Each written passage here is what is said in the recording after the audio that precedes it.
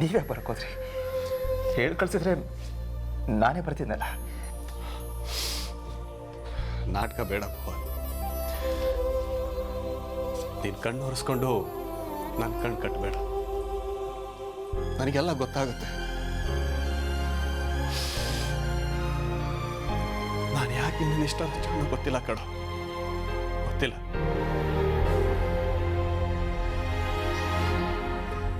ಮನೆಗೆ ಬರೋದು ನನ್ನ ಮಗ ಹೀಗೆ ಇರಬೇಕು ಅಂತೇಳಿ ನಾನು ಎಂದೂ ಕಲ್ಪಿಸ್ಕೊಂಡಿರಲಿಲ್ಲ. ಆದರೆ ಅದ್ರ ಬದಲಿಗೆ ನನ್ನ ಮಗ ನಿನ್ನ ಥರನೇ ಇರಬೇಕು, ನಿನ್ನ ಗುಣಗಳೇ ಇರಬೇಕು ಅಂತೇಳಿ ಬೇಡ್ಕೊಳ್ತಿದ್ದೆ.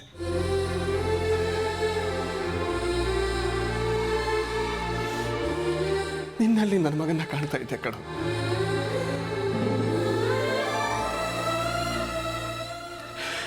ಆದರೆ ಇವತ್ತು ಅಂಥವ್ನ ಕಣ್ಣಲ್ಲೇ ನೀರು ಹಾಕೋ ಹೋಗಿ ಮಾಡ್ಬಿಟ್ಟೆ. ದಯವಿಟ್ಟು ಹೀಗೆಲ್ಲ ಮಾತಾಡ್ಬೇಡಿ. ಈಗಂಥದ್ದೇನಾಯ್ತು? ಚಿಕ್ಕತನಗಳು ಹೇಳಿದ್ರಲ್ಲಿ ತಪ್ಪೇನಿಲ್ವಲ್ಲ. ಎಷ್ಟೇ ಆಗಲಿ ನಾನು ನಿಮ್ಮನೆ ಕೆಲಸದವನು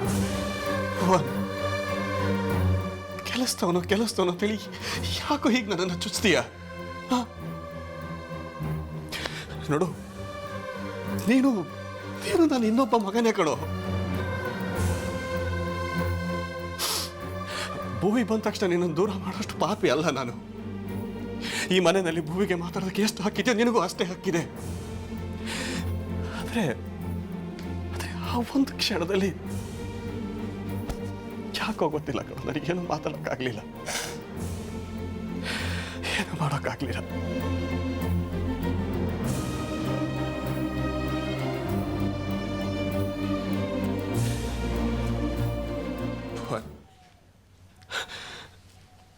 ನೀವಿಬ್ರು ನನ್ನೆರಡು ಕಣ್ಣುಗಳಿದ್ದ ಹಾಕೊಂಡ್ರು. ಅಲ್ಲಿ ನಾನು ಯಾರ ಪರವಾಗಿ ಮಾತಾಡಿದ್ರು ಒಂದು ಕಣ್ಣಿಗೆ ಸುಣ್ಣ ಹಚ್ಚದಾಗಿರೋದು. ಹೌದು, ಅಲ್ಲಿ ಮಾತಾಡದೆ ಸುಮ್ಮನೆ ಇದ್ದಿದ್ದು ನಂದೇ ತಪ್ಪಾಯ್ತು. ತುಂಬಾ ನೋಯಿಸ್ಬಿಟ್ಟೆ ನಾನಿದ್ದ.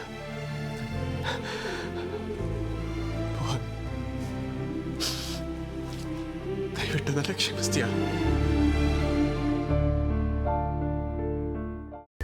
ಕೈಮಾ ಲಿವರ್ ಚಕ್ಕಣ ಮಾಡುವ ವಿಧಾನ: ಒಂದು ಬಾಣಲಿಗೆ ಎಣ್ಣೆ, ಈರುಳ್ಳಿ ಹಾಕಿ ಹುರಿದು ಶುಂಠಿ ಬೆಳ್ಳುಳ್ಳಿ ಪೇಸ್ಟ್, ಅರಿಶಿನ, ಪುದೀನ, ಕೊತ್ತಂಬರಿ ಸೊಪ್ಪು, ಲಿವರ್, ನೀರು, ಬೇಯಿಸಿದ ಕೈಮಾ, ಟೊಮ್ಯಾಟೊ ಪ್ಯೂರಿ, ಗರಂ ಮಸಾಲ, ತುಪ್ಪ ಮುಚ್ಚಳ ಮುಚ್ಚಿ ಬೇಯಿಸಿ. ಈಗ ಕೈಮಾ ಲಿವರ್ ಚಾಕಣ ಸವಿಯಲು ಸಿದ್ಧ. ನಮ್ಮ ಇವತ್ತಿನ ಕಾರ್ಯಕ್ರಮದಲ್ಲಿ GFC ಖ್ಯಾತಿಯ ಕೃಷ್ಣಪ್ಪನವರು ಒಳ್ಳೆ ಚಾಕ್ನವನ್ನ ಮಾಡಿ ಕೊಟ್ಟಿದ್ದಾರೆ. ಹೆಂಗಿದೆ ಅಂತ ಎಲ್ಲ ಹೇಳಕ್ಕಾಗಲ್ಲ, ನೀವು ಮಾಡ್ಕೊಂಡ್ರೆ.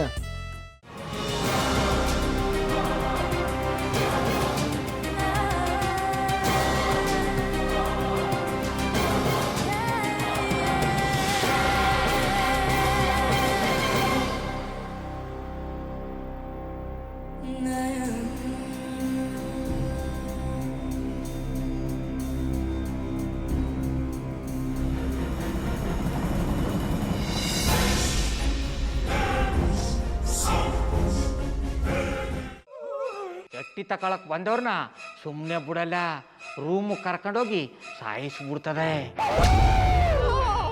ರೂಮಿಗೆ ಕರ್ಕೊಂಡೋಗಿ ಯಾಕೆ ಸಾಯಿಸ್ತಾಳೆ?